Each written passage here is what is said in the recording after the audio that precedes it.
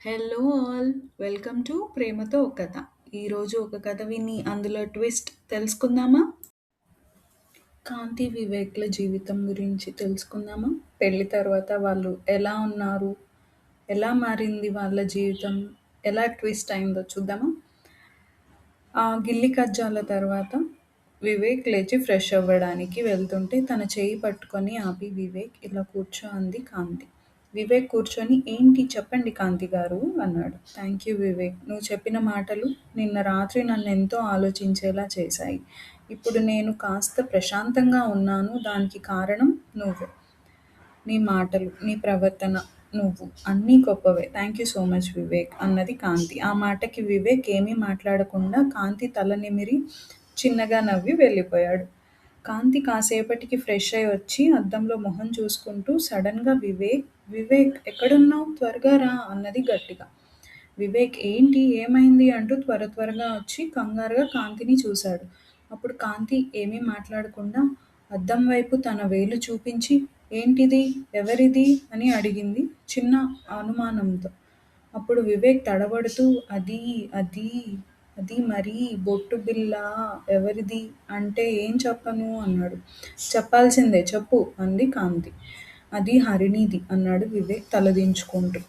హమ్మ వివేక్, చాలా విషయాలే ఉన్నాయి అయితే నీకు హరిణికి మధ్య అంది కాంతి. అది నీకు చెబుదామనుకున్నా కానీ సరైన సమయం సందర్భం రాలేదు అన్నాడు మొహం చాటేస్తూ వివేక్. నాకు తెలిసి మొహం చాటేసేంత తప్పు ఏమి జరిగి ఉండదు వివేక్, ఎందుకలా ఫీల్ అవుతున్నావు అంది కాంతి. లేదు కాంతి, తప్పు జరిగింది. ఇప్పుడు దానిని తప్పు అంటారో లేదో నాకు తెలీదు, కానీ అప్పుడైతే తప్పు అనుకొని చేయలేదు కాంతి. ప్రేమ అనుకున్నా, తనతో జీవితం అనుకున్నా కాబట్టి అప్పుడది తప్పు అనిపించలేదు. ఇప్పుడు నేను నిన్ను పెళ్లి చేసుకొని నీకెంతో కొంత మోసం చేసినట్టే అయ్యింది. కానీ మోసం చేయాలని చేయలేదు కాంతి. మనం పెళ్ళికి ముందు మాట్లాడింది ఒక పెళ్లి చూపుల్లో మాత్రమే. దానికి తర్వాత మాట్లాడలేదు. అయినా పెళ్లి చూపుల్లో అన్నీ చెప్పలేం కదా అన్నాడు పశ్చాత్తాపపడుతూ. కాంతి వివేక్‌ని చూసి చిన్నగా నవ్వి తన చేయి పట్టుకొని నిమురుతూ it's okay Vivek, it's okay అంది.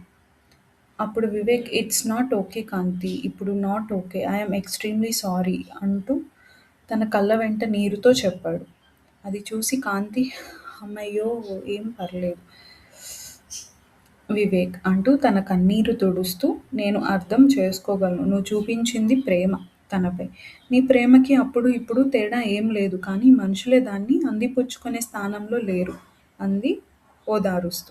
ఇలా తెలియకుండానే వాళ్ళ మధ్యలో ఏదో బంధం పెనవేసుకోవడం మొదలైంది. కాంతి ఓదార్పుకి వివేక్ మొహం చిన్నబోయింది. అప్పుడు కాంతి నువ్వు ఎవరు వివేక్? నేను ఎవరిని? అసలు నువ్వు నాకు ఎందుకు చెప్పాలి? గతంలో నేను లేను కాబట్టి నువ్వు అబద్ధం చెప్పి ఉండొచ్చుగా. లేదే, అలా జరగలేదు. నాకు నిజాయితీగా నిజం చెప్పా. నువ్వు నా పట్ల చూపిస్తున్న గౌరవానికి నేనే నీకు థ్యాంక్స్ చెప్పాలి అంటూ థ్యాంక్స్ చెప్పింది. వివేక్ నిజాయితీ, మంచితనం కాంతి మనసులో ముద్రించుకుపోయాయి. అలానే కాంతి ఔదార్యం, స్నేహభావం వివేక్ మనసులో కూడా నిలిచాయి. ఈ ప్రస్తావన ముగుస్తుంది అనే సమయానికి కాంతి వివేక్ చేతిలో చేయి వేసి ప్రమాణం చేస్తూ నాకు నిషిత్‌కి మధ్య ఎటువంటి తప్పు జరగలేదు. ఇది నిన్ను కించపరచడానికో లేదా నిన్ను వేలెత్తి చూపించడానికో చెప్పడం లేదు. నా బాధ్యతగా చెప్తున్నా. జీవితంలో ఎప్పుడూ అపార్థాలు రావద్దని చెప్తున్నాను అంది స్వతంత్రంగా. కాంతి మాటలకు నవ్వాలి అన్నట్టు చిన్నగా నవ్వి సరే అన్నాడు. ఓహో! నా నవ్వు నువ్వు తీసుకొని నీ నవ్వు నాకిచ్చావన్నమాట అంది కాంతి వివేక్ కళ్ళలోకి సూటిగా చూస్తూ. దానికి వివేక్ మూగబోయి నిలబడితే వివేక్, వివేక్ నిజాయితీ నిలబడాలి కానీ తడబడకూడదు. అది ఇప్పుడు తప్పే కావచ్చు, సమస్యే కావచ్చు. నువ్వు నిజాయితీగానే చెప్పావు కదా! అయినా సమస్య కావాల్సింది నాకు కదా! మరి నాకు లేని బాధ నీకెందుకు? అన్నది స్వచ్ఛంగా చిరునవ్వు నవ్వుతూ కాంతి. ఇలా వాళ్ళ మధ్య రోజురోజుకీ బంధం బలపడుతోంది తెలియకుండానే. ఒకరి గురించి మరొకరు ఆలోచించడం, బాధలు తీర్చుకోవడం, ఆనందాలు పంచుకోవడం, సమస్యలు పరిష్కరించుకోవడం ఇలా ఎన్నో. ఒకరి జీవితాల్లో మరొకరు ప్రమేయం లేకుండానే కలిసిపోతున్నారు. ఇలా జరుగుతున్న కొన్ని రోజులకి అనుకోకుండా కాంతి కూరగాయలు కొనడానికి బయటికి వెళ్ళింది. ఈలోపు వివేక్ కాంతి వచ్చేలోగా తినడానికి ఏమైనా తయారు చేసి తనకి సర్ప్రైజ్ చేద్దాం అనుకున్నాడు. నల్లభీముడిలా గరిటె తిప్పడం మొదలుపెట్టాడు. ఈలోపు కాంతి రానే వచ్చింది. తను డోర్ తీసుకొని లోపలికి వస్తుండగా సడన్‌గా వంటగదిలోంచి అమ్మా! అని గట్టిగా అరుపు వినిపించింది. కాంతి పరిగెత్తుకుంటూ వచ్చి చూసేసరికి వివేక్ కాలిన తన చేతిని చూసుకుంటూ బాధపడుతున్నాడు.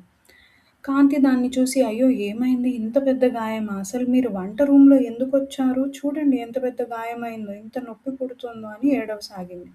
హే పిచ్చి పిల్ల దీనికే ఇంత ఏడుస్తున్నావా? ఇది చాలా చిన్నది. ఏం బాధపడకు తగ్గిపోతుందిలే. అయినా నాకు పెద్ద నొప్పిగా ఏం లేదు. ఊరుకో అన్నాడు.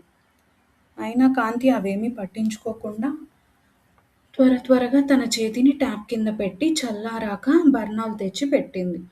ఇంత ఇంకా వివేక్‌ని పక్క కూర్చోబెట్టి తనే వంట చేసింది. అయ్యాక తనే అన్నం పెట్టింది. కానీ వివేక్‌కి తినడానికి కష్టంగా ఉంది కాలిన చేత్తో. అప్పుడు కాంతినే తనకి తినిపించింది. తర్వాత తను తినడం మొదలుపెట్టింది. తను తింటుండగా వివేక్ ఏంటమ్మా కాంతి ఏంటి సంగతి ప్రేమిస్తున్నావా? అన్నాడు. ఆ ఒక్క మాటకి కాంతికి సడన్‌గా పొలమారింది. వివేక్ ఎడమ చేత్తో కాంతికి నీళ్ళందిస్తూ చిలిపిగా ఓ చూపు చూశాడు. కాంతి తడబడుతూ అదేం లేదు అన్నది వివేక్‌తో. వివేక్ ఇంకా తదేకంగా అలానే చూస్తూ ఉండేసరికి కాంతి లేచి వెళ్ళిపోతుండగా తన చేయి పట్టుకొని ఆపి కూర్చో, ముందు తిను అన్నాడు. సరే అని మొహమాటంతో తింటుంటే వివేక్ అదే పనిగా కాంతిని చూస్తుంటే ఎందుకలా చూస్తున్నావ్ విచిత్రంగా అన్నది కాంతి. లేదే నేనెప్పట్లానే చూశాను అన్నాడు. లేదు ఏదో తేడాగా ఉంది నీ చూపు అన్నది కాంతి. అవునా? నిజమా? అంటూ అదో మాదిరిలా వివేక్ మాట్లాడేసరికి ఎందుకు వివేక్ అలా మాట్లాడుతూ చూస్తున్నావు అంది కాంతి. దానికి వివేక్ ఆ! అలాకి అర్థం నీకు తెలుసు. నాకెందుకో అలా నువ్వే చూసావనిపిచ్చింది అన్నాడు. నేనెప్పుడూ నిన్నలా చూడలేదే అన్నది.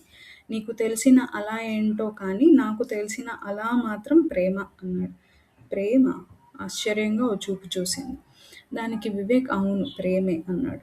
నేను ఎప్పుడు నిన్ను చూశాను ప్రేమతో అన్నది కాంతి. ఇంతకు ముందు నా చేతిని కాలితే ఏడ్చావు కదా! ఆ కన్నీళ్ళు మామూలు కన్నీళ్ళు మాత్రం కావు. ప్రేమతో నిండినవి. నేను ఖచ్చితంగా చెప్పగలను. నీకు తెలుస్తుందో లేదో కానీ నాకు తెలుస్తుంది అన్నాడు. నీ తపన, నీ తాపత్రయం అన్నిటి వెనక ఉన్నది ప్రేమే అన్నాడు. కాంతి ప్రశ్నార్థకంగా లేదు, కాదు అని చెప్పింది. అయితే ప్రేమ లేదంటావు. సరేలే మంచిది ఇంక వెళ్ళి పడుకో అని వివేక్ వెళ్ళిపోయాడు. కాంతి ఎంతో ఆలోచిస్తూ చాలాసేపు అక్కడే కూర్చుంది. నిజంగా నా చూపులో ప్రేముందా? నేను అలానే చూసానా? ఇది ప్రేమ అని అనుకుంటూ ఆలోచిస్తుంది. అసలేమైంది నాకు? ఎందుకు నేనలా ప్రవర్తించాను? ఏం తెలీట్లేదు. రేపటి నుంచి వివేక్‌తో కాస్త చనువు తగ్గించాలి అంటూ ఆలోచిస్తూ అక్కడే పడుకుంది. వివేక్ పొద్దున్నే లేచి చూసేసరికి కాంతి అక్కడే ఉంది. తనకు కాఫీ ఇచ్చి లేపుదామనుకుంటూ వెళ్ళి కాఫీ కలిపి తెచ్చాడు. మేడం లే అంటూ తనని తట్టి లేపాడు. కాంతి నిద్రలో నుంచి లేచి వివేక్‌ని చూసి గుడ్ మార్నింగ్ వివేక్ అన్నది.